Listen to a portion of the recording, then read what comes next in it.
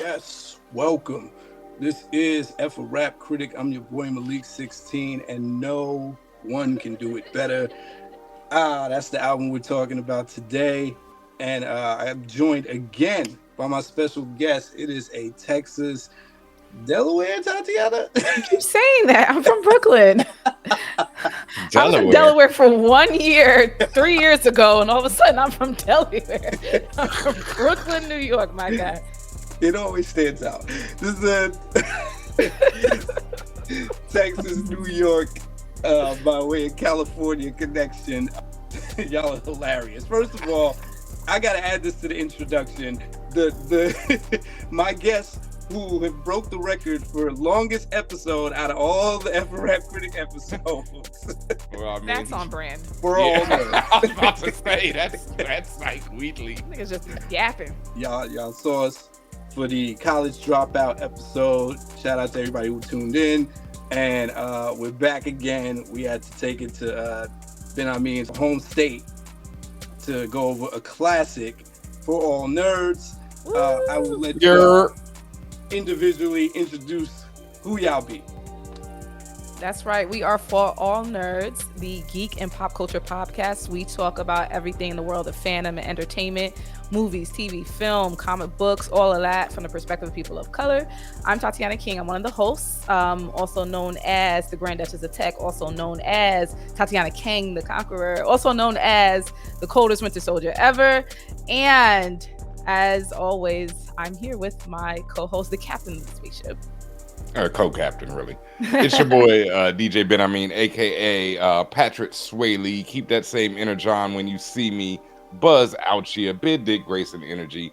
Black Goliath, YOLO Baggins, co-author of Jimi Hendrix Purple Haze. That's right. Oh, I didn't know you were gonna do all them AKs. I would have added more. I got Doc Aki, Tesseract Thompson, Mulatto Hightower. Come on, man. I got it. I got them all. I mean, this is the only one that matters right now. Co-creator, let me say, of Jimi Hendrix Shout Purple out to Haze. Mellow Brown. There we go. And Tom Mandrake and Justin Prokovich. Wow. Yo, that is the intro of all intros. We've been doing this a long time. Yeah, you see the chemistry is just natural, boy. It's like it's That easy. is amazing. I Light think work. we want to break out some old AKAs too, but it's all good. As I stated in the intro, the album that we are going over, if you did not click the thumbnail and recognize, is one of the classics from 1989, which has turned 35 years this year. We're talking about none other than No One Could Do It Better by the D.O.C. And with no further ado, we're going to jump right into it. Last time y'all saw us do the college dropout episode, we did category 1. This is category 2, where we go over the rap performance on this album. So y'all, this is the part, you know, we made a lot of jokes in the last episode on how my show is not as nerdy and intricate as others, but this category is where it does kind of veer into that territory. And as Tatiana said last time, she gonna veer her ass on back. But it's gonna challenge y'all to really think about like rap technique. So the first dimension that we talk about in category 1 is dimension 1, personality and charisma. What could y'all say about the personality and charisma that was displayed by one Tracy Curry on this album? I did not know his real name was Tracy Curry. And I meant to Google it before this restarted, but what does D.O.C. stand for? Because I did not, that's something else I probably never knew, or might have known way back in the day. Got you. Benhameen, what part of Texas are you from? Houston, not from Dallas. Got you. Yeah, D.O.C. is for the section he's from, Dallas Oak Cliffs. Oak Cliff. Shout out to my brother Oak Cliff, DJ Oak Cliff. He's a Houston DJ now, but yeah, that's DJ Oak Cliff. So okay. Got you. Oh, you from the H? Yeah, I've never been to Dallas. Shout out to Dallas. I broke my tooth in Dallas when I was a kid. Fuck Dallas. That's random. It is. Fell off a bike and broke my tooth. Fuck Dallas. Wow. Hilarious. All right, yeah. What do y'all got to say? Because I think, you know, personality and charisma is that important element that makes you want to actually listen to someone for an entire LP. A lot of people can rap but can't hold your attention for a whole project. So what's your thoughts on D.O.C.'s personality and charisma here? So I didn't know and still don't know who the D.O.C. is. That's first and foremost. I thought he was from LA. That's another thing. Mm. Just his attitude and the way he was talking, I thought he was LA. So I thought he was like West Coast rapper, like same type of like energy and the same approach. So I mean, he had the same, like he has the textbook markings, and I could, obviously I could tell he's one of the, you mentioned 89, he's like one of those progenitors that a lot of other rappers later probably copied off of. Even people in his own crew probably copied off of him or took his style. Just because it was a lot of surprises for me, just because I didn't know what the fuck was going on, but also like, that's one of the main things I took away from this. Like, he has a style that a lot of people probably did, or they use the word inspired, that was inspired by. And I just heard a lot that I'm just like, oh, he sound like someone sounds like him. So, but he has a lot of energy, a lot of heart, and definitely someone, like you mentioned, that would give you, like, you would pay attention to, like, oh, what he got to say. So that's how I felt. My initial thought. Got you. Like, one, I guess Tatiana doesn't know the whole story of D.O.C. and everything. Like, shortly after this album was released, he got in a car crash, fucked up his vocal cord, and like Kanye a little bit. Never rapped again. Oh shit! Like, it fucked his voice up. Oh, is that why he sounded like that? That's why he sounds like that in the documentaries I sent you.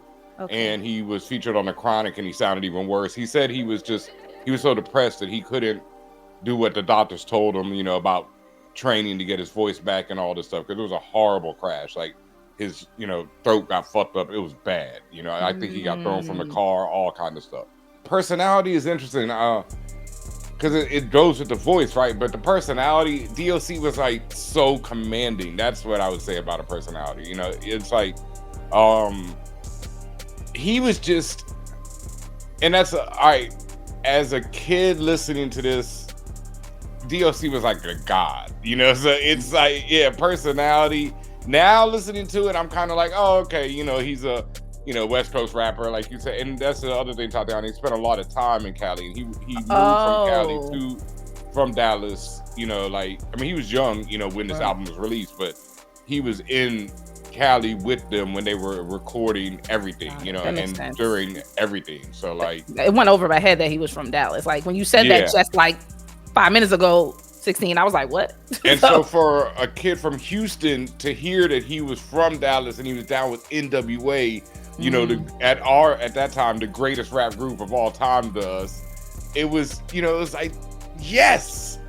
And then they played this shit all the time. It's funky enough, and that's why I sent you the Mind Blown remix, because those they're just staples in Houston.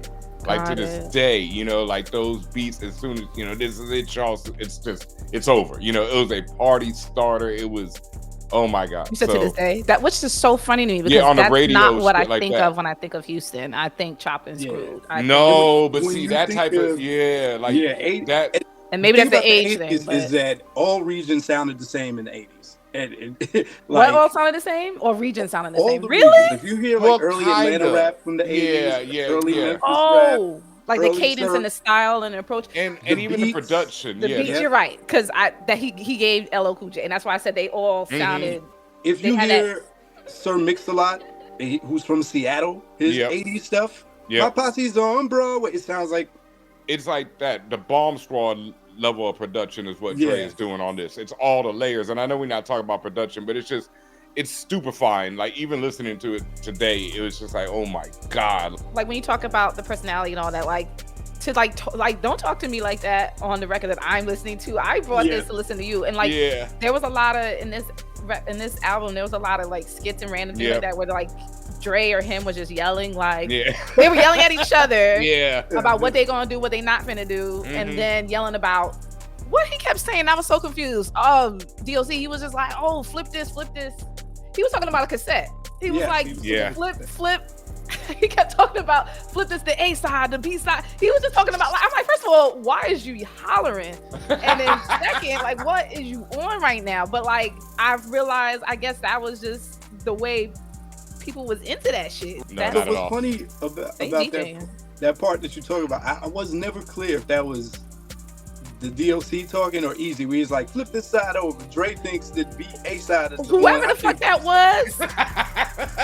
Got But it's like, some if that was D.O.C., personality. he has way more personality talking than he does rapping. Because rapping, he's kind of staticky. That commanding voice makes him a little robotic. Yeah. I thought they all rap like that. That's why I said, like, to me, and maybe this is again because I'm just going by an afterthought. You know, I'm way after that. So I feel like everybody in that era rap like. Oh, that's messed up. No, it's not like that. No. It's not All like of them that. sound. Every time I hear a song from that era, I'm like, y'all all sound alike to me. But I will say, Stupefying.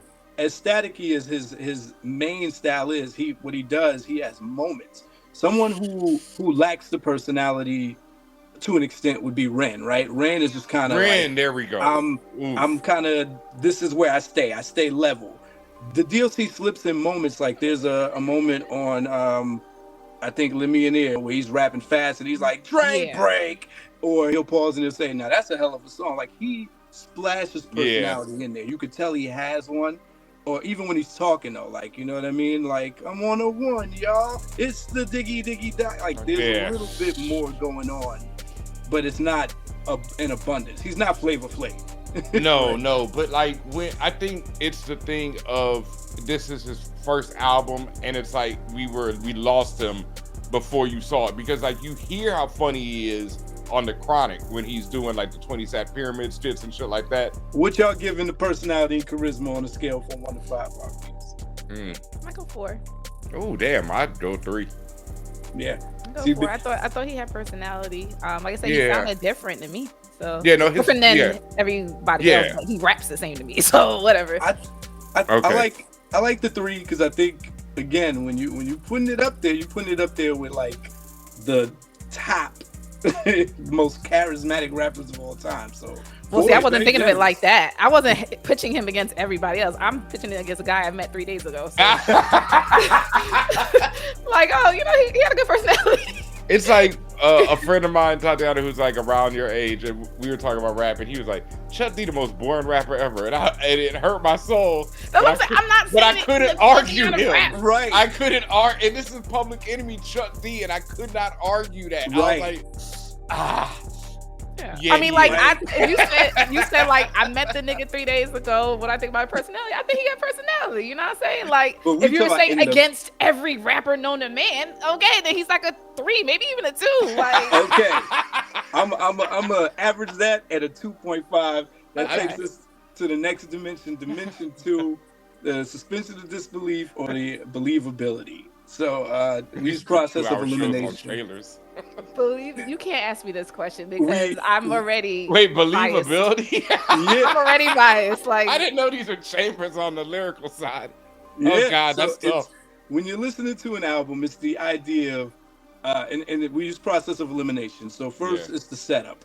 Suspension of disbelief we can throw out because it's not a character album. Like when Kool Keith does Dr. Octagon, you know it's a character. When Eminem does Slim Shady, you know it's a character. Okay. This is the D.O.C. saying he's the D.O.C. So now the question is, how much does the D.O.C. make us believe what he's talking about on this? On that, for the most part, I give him like a 4 just right off the bat, because he mainly talks about how lyrically he's better than everybody else. Yeah. And he never curses. That's another thing that people, he cursed like 5 times on this album. Does he? I didn't even know once. I think it might be other people then, because I thought he said one time he did not curse on this album. Oh no, he cursed. He called the chick a bitch. Like, damn, why I gotta be a bitch? I just wanted to go backstage and say hello. Like, nah, he was saying. He was talking about how she'll drain you dry for your pockets. She push a Porsche. That's all that hurt nigga shit. I can't stand rappers who talk about gold diggers. It's like, what do you expect, bro? You're a rapper. I gotta be wrong. But anyway, it was his one song. It was I'm actually surprised he didn't talk about women at all on this album besides that song. And then what was the Michelle A singing? Yes. Yeah, that was wild. The lady with that voice, like Michelle when she was singing, and I guess they was acting like him and somebody else acting like 2 grandpas. Like, they were like, oh, that tenderoni type shit. Like, I was just like, what's going on here? Like, I just they would just make fun of that bar culture. I want me. You said Michelle. I want Michelle first. Let me get her first. Let me do this first. Ooh, she young and supple. Some stupid shit they were saying, and I was just like, this is a lot. Which is even more disturbing, knowing Dre's relationship with Michelle. So everything about Dr. Dre is disturbing, except this for is his also true. beat making. Yes. Yeah, no. But you said, but like I said, I did get, and maybe just this because of who the company you keep. Like once he was talking about Dre and Eazy-E, he shot, and would you say MC Ren? Like I was just like, all right, so y'all the gangsters together. But then now, what y'all giving me this more context, I can see. Okay, he was probably the suburb out of all of them. And this is more the lyrical one. Yeah, he's going on record. He said, I'm not a thug. I think on one of the tracks on No One Could Do It Better, the title track, he says, I'm not a hood. Let's get it clear. He said, I read letters to my grandma. I read my grandma's mail to her. That's well, you can read grandma's mail and be a thug too. I'm just saying, but he said that was not his life. I needed the context that y'all gave, and I'm like, okay, I can see that. And then when I really think about the songs, in no songs is he ever like, oh, I popped him in the head with a 9 and I did this and I did that. He not talking about running drugs and nothing like that. He talks about getting robbed in Mind Blowing Remix. Right. Well, I just realized, to see your point, 16, to your point, I realized he never really talked about like what he was finna do to somebody. Like he was most of his songs was just like, I'm the D.O.C. and I'm the best. Like it was all about your swagger and your ego. And that's the album. That's what I took away from the album. It's called No One Can Do It Better. I said, that's what he telling me. Every song, it was the same subject. Yes. I am the best. Now listen one. Yeah, Beautiful but Deadly was the only deviation from rapping about ripping the mic. And that's when he was like, I'm the best, you a bitch, but I'm the best and I'm the best. Like that's how the album track listing went for me. I was like, all right, bet. Pretty much. But I'll say for believability, I would give him a 4 or 5 because especially as a kid again, it was like he was like our Rakim. It was like, yo, we got one. They got Big Daddy Kane, they got Rakim, but we got D.O.C. This nigga take any of these niggas. You know what I mean? Like, and that. So he was totally, and like that idea of no one can do it better. That's all. I was like, yes, bro. To Tatiana's point, I think if that was the main theme of the album, he lived up to it because, like you said, he is on par with Rakim. There's a lot of people that were rapping in 1989 that were boasting they were good, but he had the skill that actually backed it. So he was stupid. You said 4 or 5. Let's average that at 4.5. Tati, what you giving him for believability on this album? I mean, he that's what the fuck he told me. He the one. So 4. And even the Gold Digger is believable. Dimension 3 is the delivery and the use of voice. Now, Ben, you can go in. I mean, it's just he's one of the greatest ever. That's like it was a devastating moment for me when I heard he was in the accident and that he lost his voice. It was one of the biggest moments of hip hop for me as a kid. It was like, what? That just didn't make sense because this is the D.O.C. with one of the greatest voices ever. Hold on, how much older than me are you? Old enough. I'm like, I thought we were the same age. Like 60 years old. Relax. Wait, did you go to Howard when Chadwick was there? Yeah. Okay. So you're like 5 years older than me. Yeah, I was there when. I was definitely there when Chadwick was there. Because I'm like, oh, you actually remember when he lost? I heard about him after he lost. No, I remember walking. I think I was walking down the street with my headphones on, and they said it on the radio or something, and I was like, "What the fuck?" Damn. I was a kid, good, Mr. Stark. And I just think at this point I wasn't even listening to a lot of hip hop. I was not one of those kids who was like into like rap. Even I listened to a lot of shit, just weird music in general. And I wasn't, I was who I am now, a bit dork. But I loved the D.O.C. It was just like, yo. And I think it was that Dre production too that made me love it because I always loved that layering shit. That was the type of music I loved from day one. And so it was the combination and this dude's voice over that beat, like over, like the looking for a dope beat. Too late, I got it. It's just like, it was the command of Chuck D with the flexibility of Rakim. Like, yes, Chuck D had a stiff pattern, and Rakim had a fluidity to him, and D.O.C. brought both of those worlds together. And I feel like it's hella interesting that you just do not, hear a Texas accent, which would explain why people like me and Tati were like, "Oh, he's not from LA," because he just sounds neutral. You sound like LA to me. It's a neutral tone, which allows him to be very listenable to anyone, and he plays with his voice. He does patois on a funky enough. Yes. Yep. You know, like he's using it in a way that, like, come on, man. Yeah. He's doing some of that Run DMC shit where he's like, by Dr. Dre and the diggy like. Yeah. So again, commanding is the word, because he's it's really just not so doing crisp. It's crisp. It's commanding. He's not doing a bunch of gymnastics and too many different things, but he's doing enough to let you know you're gonna hear me on this. Voice, anything revolving around voice for D.O.C, I gotta go 5. Right, because knowing how to use your voice is a skill. We all have one, but like, boy, being uncomfortable in that mic when you're first learning, it shows. It's what we were talking about with Talib Kweli. He still hasn't learned how to use his voice. Shit. I don't like it. God damn it! Every time. Every time. Me and Benhameen.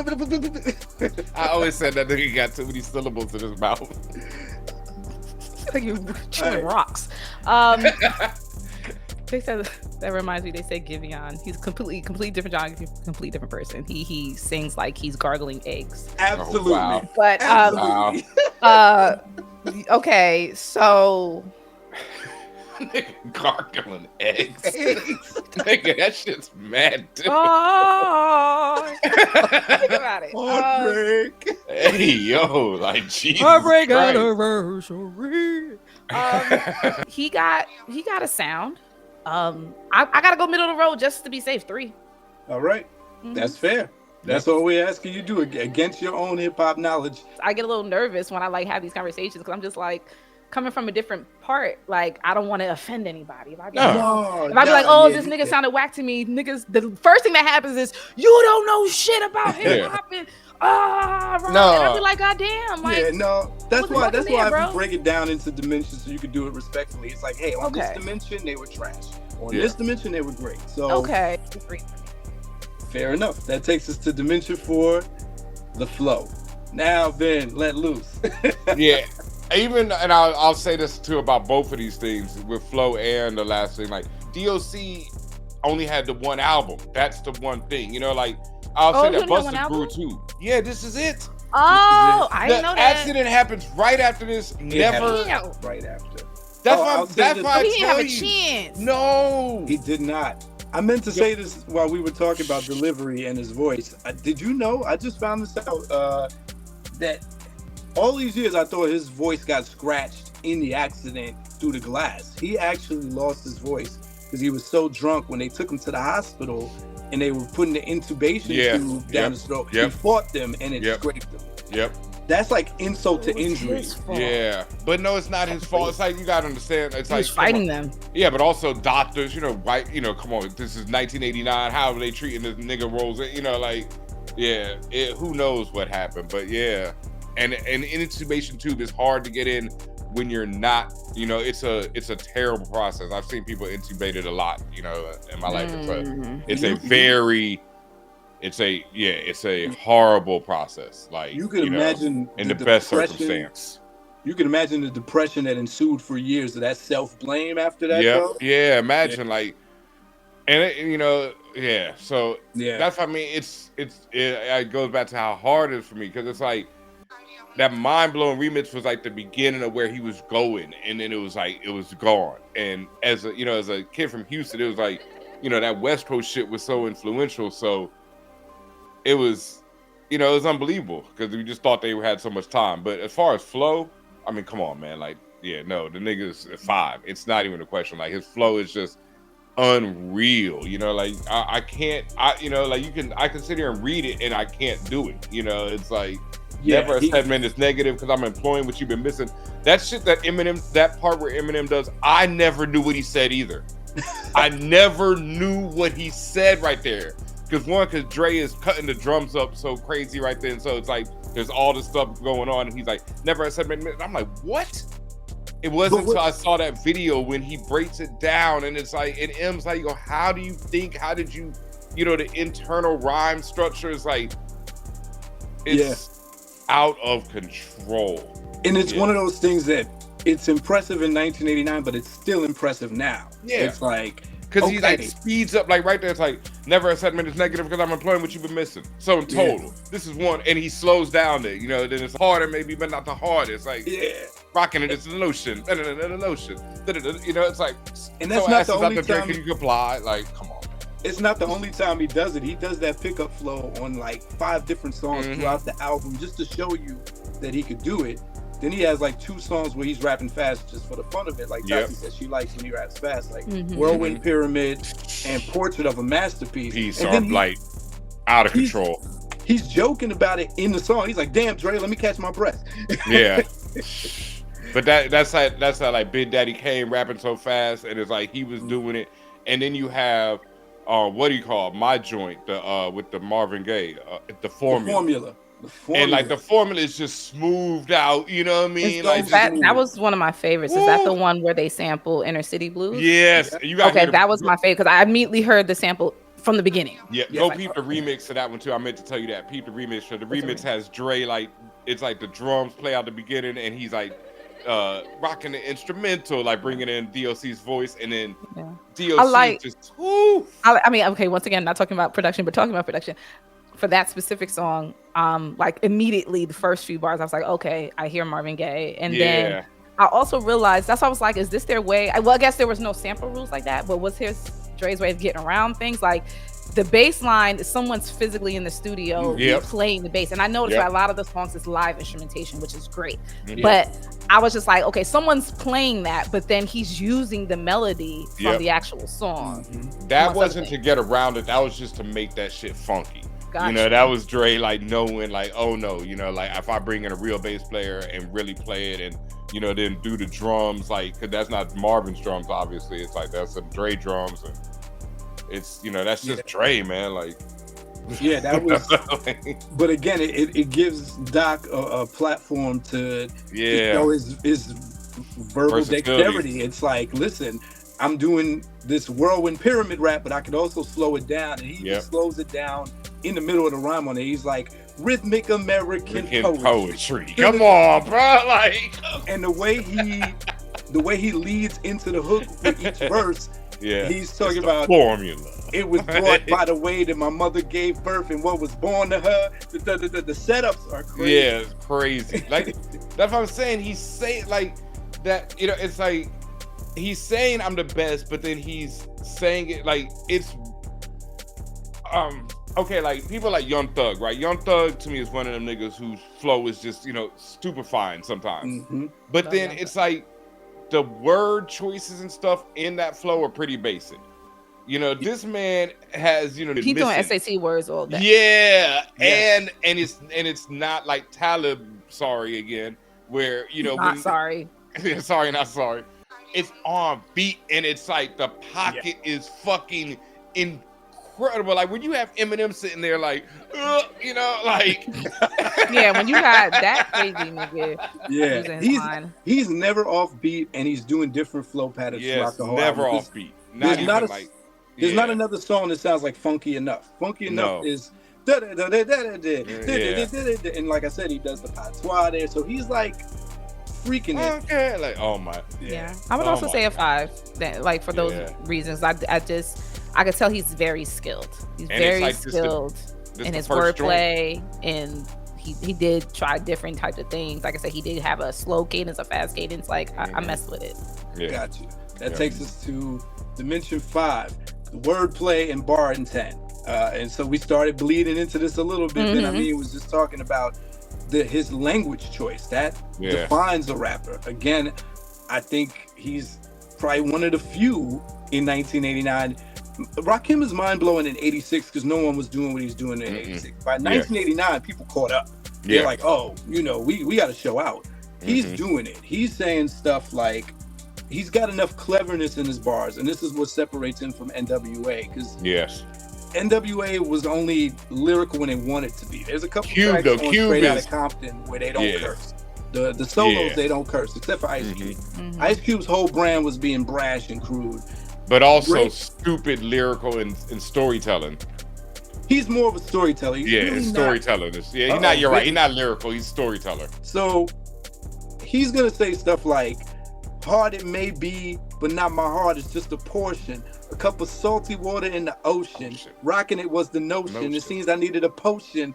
And so that's when you say he starts talking to Dre. He's like, Dre, and he's like, why? Why would you ask me a question knowing you know the answer? And that's the end of the second verse. Then the third verse, he starts off looking for a dope beat to lay in something melodic. After 30 seconds, Dre looked up and said, I got it. Like he's continuing the story. Like the dope sound, rolling with the dope beat, made me rock the dope rhyme, which was simple because I'm equivalent to the greatest. Nobody knew before because I decided to make myself apparent once more.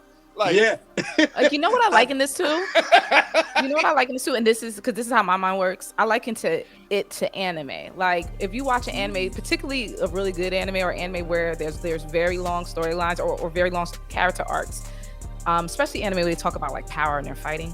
The characters do the thing, then they explain the thing that they're doing, then they explain how they did it, they explain how the power worked and why they decided to do it that way and why they gonna beat you. Like there's different levels of them explaining things while they're doing it, and that's what this approach reminds me of. That's Chef's kiss description right there. Right. It is. That's pretty. I just realized that, like, yo, that's what this sounds like to me, and I think that's why it's cool.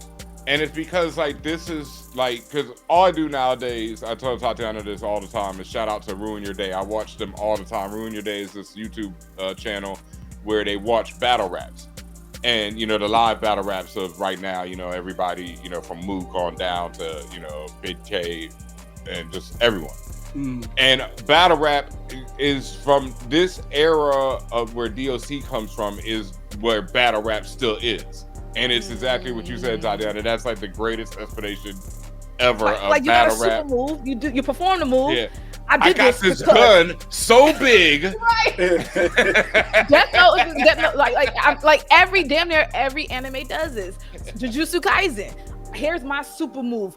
You know, bust your ass, right? Yeah. This is why I did this super move. This is what this move did and how it fucked you up. And this is what's gonna happen next. Yes. And it keep going like that. Yes. That's crazy. That's crazy. I mean, cleverness mattered. Like when people think of 80s, they think of so many basic raps, but Rakim really raised the bar. Big Daddy Kane was not doing basic stuff. Heavy D was not doing basic stuff. So he starts his second verse on Let Me In There. He says, circle and answer. It's a multiple choice. Who's the kid with the golden voice? A, the brother upon this song. B and C, I don't know, but that answer's wrong. Pure simplicity. It's the D, the O, the C. Like he set that whole frame up like you're taking a test and you're being quizzed on how dope he is. Like that takes extra thought. You could just be like, I'm dope. Instead, he said, yo, take a quiz. Who's answer A? It's me, not B or C. Like he does that throughout, and he does metaphors. Like he says something about, I dug you. If you want it deeper, then I'll send Dre to get the shovel, or something like. On that same track, he says, you can put it in your speaker, but just know that you're sparking gunpowder.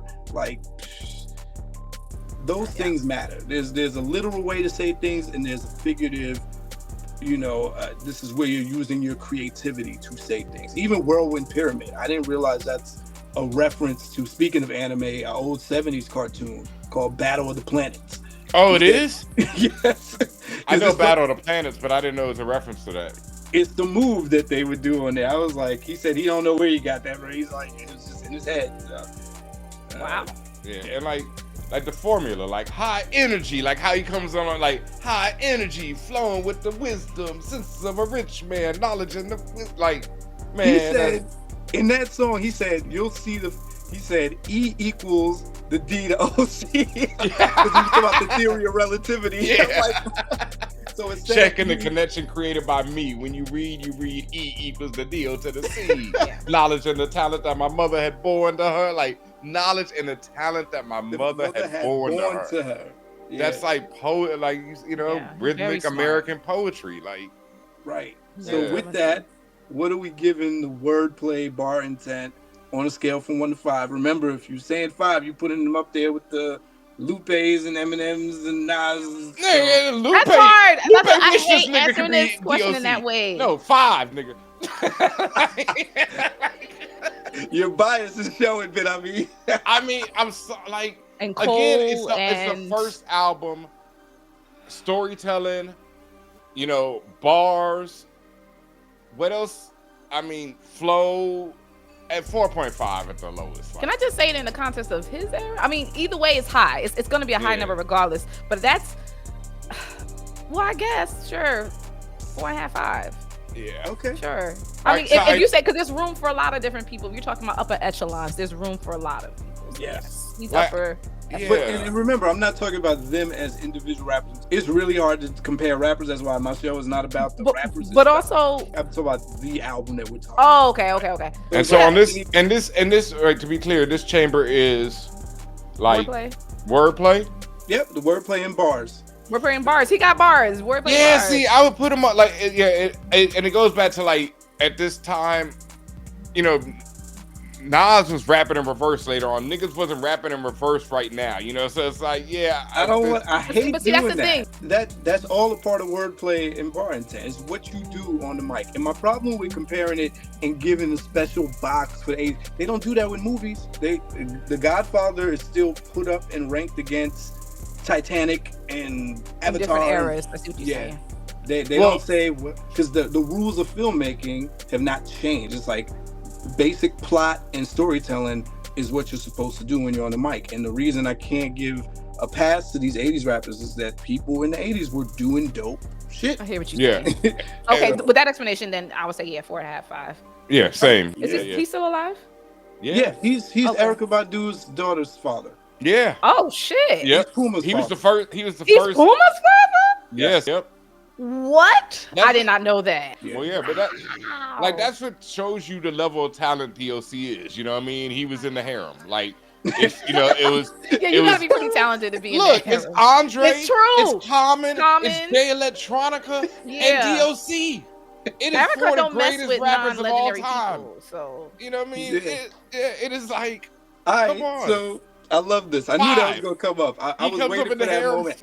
I love seeing that moment when Tati's eyes lit up. She's like, really? 5 times. Because I know who that is. I'm just like, oh. Yeah. Wow. Okay.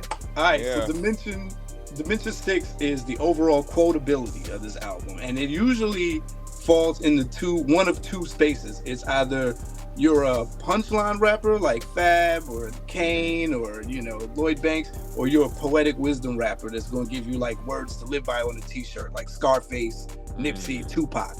This is an interesting space. I mean, you get rappers who can do both. I think Jay-Z could do both. I think M could do both. I don't know if I give him a 3 on this. Yeah, I'm in the middle because he's impossible to quote. That's the problem. It's like, yeah, you're not gonna walk around talking about knowledge in the time. Right, because when I say 3, I don't mean it in the sense of it's bad. I just mean it in the sense of the context of the question you pose. Yeah. Like, first of all, I told you how I feel about this style of rapping. So I'm just like, I don't remember what the nigga said. And so we talk about quotables, and then also like, yeah, he is poetic, but not like words to live by. He was just like, these bitches out here trapping. Like, I don't. Nigga like, said that on one song. that. He says some stuff, like he keeps talking throughout the album about knowledge, but he drops no knowledge. Yeah, that's the funniest thing. Yeah. Like on that one song, what's that lyric on Whirlwind or whatever? He's like, I feel like I got all the knowledge, and then drops nothing. Just goes back to talking about himself. One verse where he's talking about, so as you're born, you die. Life is all about evolution. So what you should do is stop your old train of thought and enter a new school. That's about as deep as he gets. But this album is quoted, all my cards of knowledge. Right. But this album is heavily quoted because Ben's point throughout is that it's left such an impact.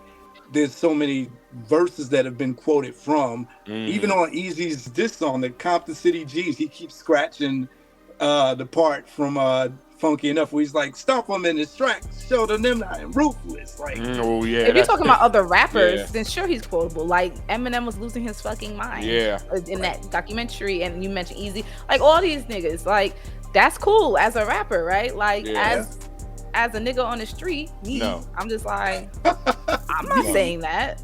And I agree. And I always time I'm sitting there quoting D.O.C. is when his song comes on, and then I'm rapping along to it. Like, yeah, this is shit. But I'm not walking around, like, oh, remember that D.O.C. bar or not? Yeah. So, I mean, it counts for something that other rappers have quoted him and used them, but you guys both say 3 on this dimension? Yeah, I'll give him a 0.5 because of that. Because it was just today I realized that Hard Like a Criminal, it's a D.O.C. song, comes from his Hard Like a Criminal. And I just was like, oh, that's his line, So he's like Slick Rick, Biz Markie. He's got one of those voices and flows that just, because he's always on every beat. So it just always sounds good, like when you scratch it in or you loop it in, because it's it'll hit the kick and the snare so perfectly. So that's such a great point. Yep. Biz is the best at that, man. I love scratching Biz's voice. Rest in peace, because it's like it just always you could just cut it up so nice, and that's why Premier, Pete Rock, everybody always use Biz's voice. Like, all right, Dimension 7 is the concepts. It's the idea that every classic album has some kind of conceptual element, a concept song that proves that, again, this is a classic above other albums because they have at least one song where you gotta think a little differently to catch it. So again, if we're comparing this to the hip hop classics out there, so you mean like a standout where it's just like, this represents what this or just album also is so different. Like One Love is like a letter to niggas in prison, and he's like reading it. Something that other rappers weren't doing. It's like, oh, you are better than the rest. Like, you know what I mean? So I don't know if Doc has that on this album. Beautiful but Deadly might be one of the first gold digger raps in the history of hip hop. No, it's not. Niggas is talking about gold diggers from day one. They really that are. Is like, right. Yeah, that's a constant, being mad about women is like rappers' first thing. That's like number one in the DNA. I'm mad. And then, because that's what leads you to be better than other rappers, is being mad about a woman. So it's like, that's what starts it off. You got dissed, and then you go be better than other rappers so you can get women. Like, it's how it works. Yeah. And what was this category name again? Concepts. I think the closest we get is the formula. Yeah, I was about to say the same thing. The formula is definitely. That was the one that stood out the most. So, on a scale from 1 to 5, it sounds like this is going to be pretty low. What are y'all giving it for concepts or conceptual material? Don't be scared. Y'all not disrespecting anybody. Yeah, I'd say 2. I'd say 2. 2? Yeah, maybe. I say 3 only because maybe 3. It clearly had impact on how everyone else did shit. So I'll say 3. Fair enough. That takes us to the content dimensions. There's 2 sections. Dimension 8 is the external content.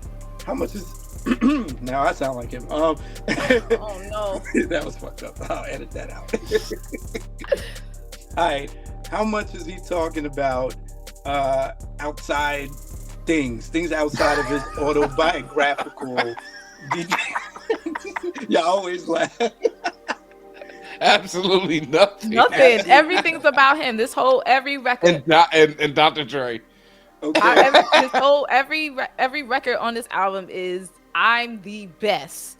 Right. My name is D.O.C. Is and that Dr. 13 Dre's letters? The best producer. And Dr. Dre's a producer. Footnote. Beautiful but Deadly is the only time he deviates to talk about someone else or something else. And it's still about his own life. No, it's really not, because he's not. He is. Yeah, he's like, she's beautiful but deadly. It ain't like about him. Yeah. So then Dimension 9 is the internal content. How much autobiographical exposition are we getting? Not much either there, though. Really, because it's just, I'm the best. It's not like he's telling you about his life. I mean, his mother born this talent, Yeah, that's about it. Okay, if you just meant talking about himself, I was going to say it's fucking up there, but now you said autobiographical. Thank you for giving me a different. Because again, he's not saying shit. A good classic album, you should walk away learning about the rapper. I learned that this man thinks highly of himself. Right. That's what I learned. That's what was my takeaway. And I don't know if he mentions Dallas at any point. I don't. He says from the South. That's the closest he gets. Damn. That's why I didn't know. I thought he was from LA. Yep. So and he even says, I had to go and connect with the boys from Compton, something to make sure that they accepted and make sure that LA was respected. That's about as much about his journey that you get on the album too. So it sounds Sounds like both of these dimensions are going to be low. What are y'all giving the external? What are y'all giving the internal?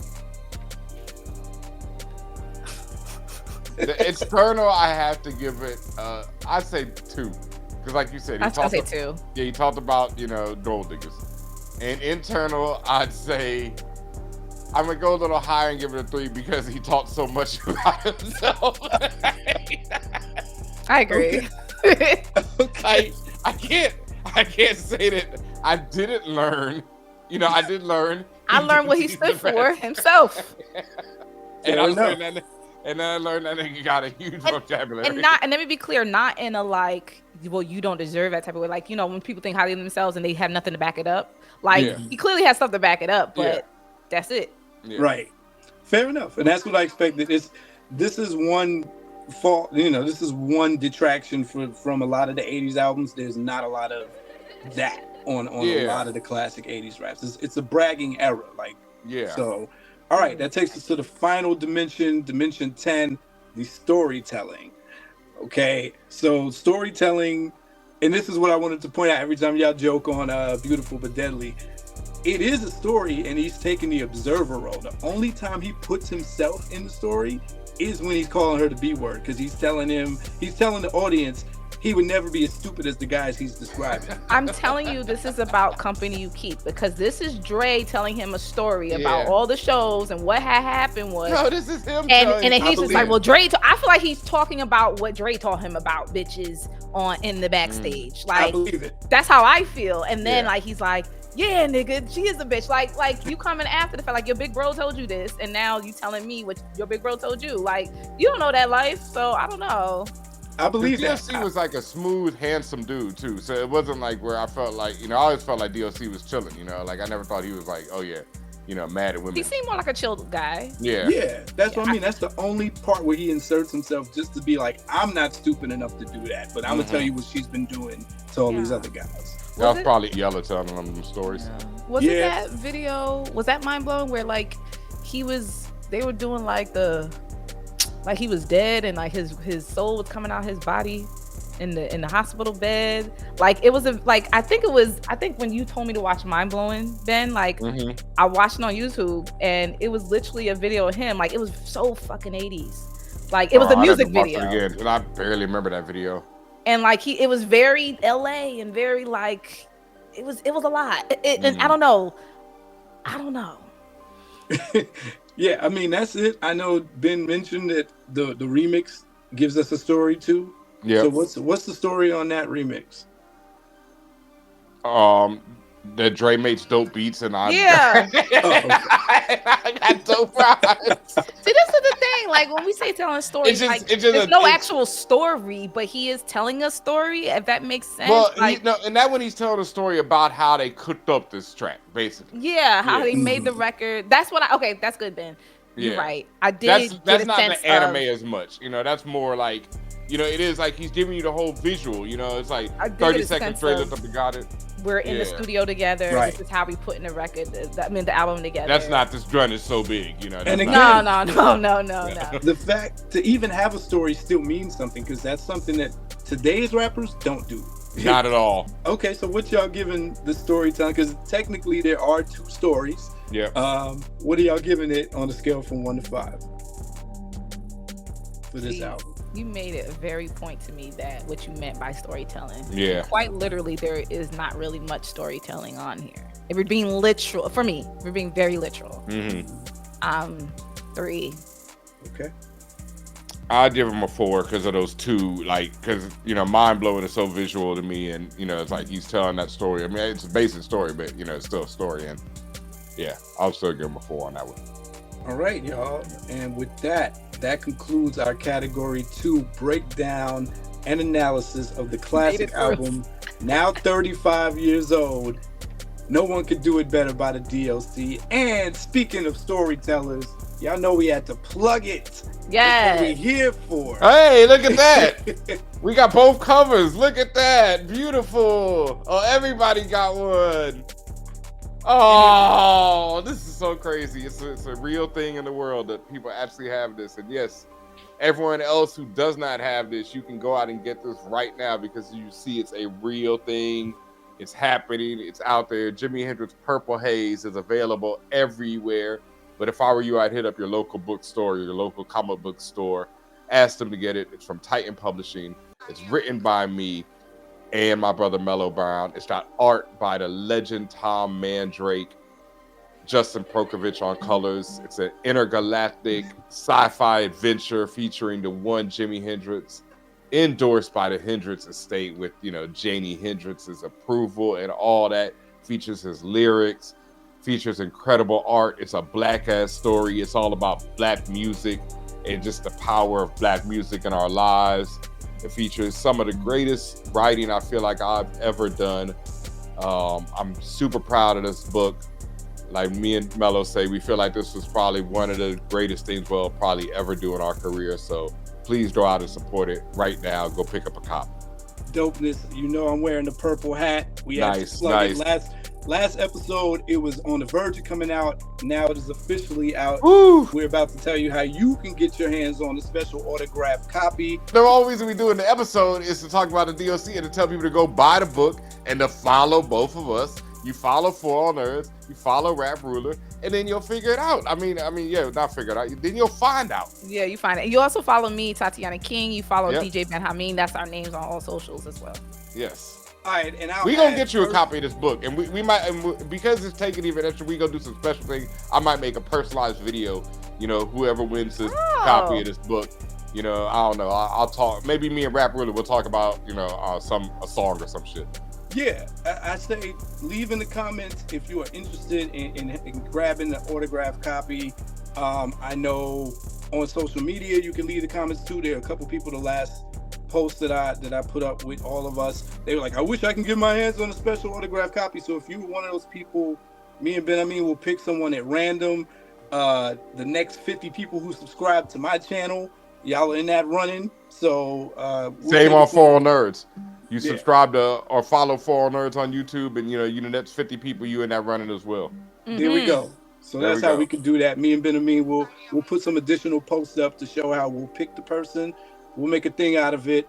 And that's what it is. Until next time, y'all know how it goes. F a rap critic. They talk about it while I live it. Word to meth.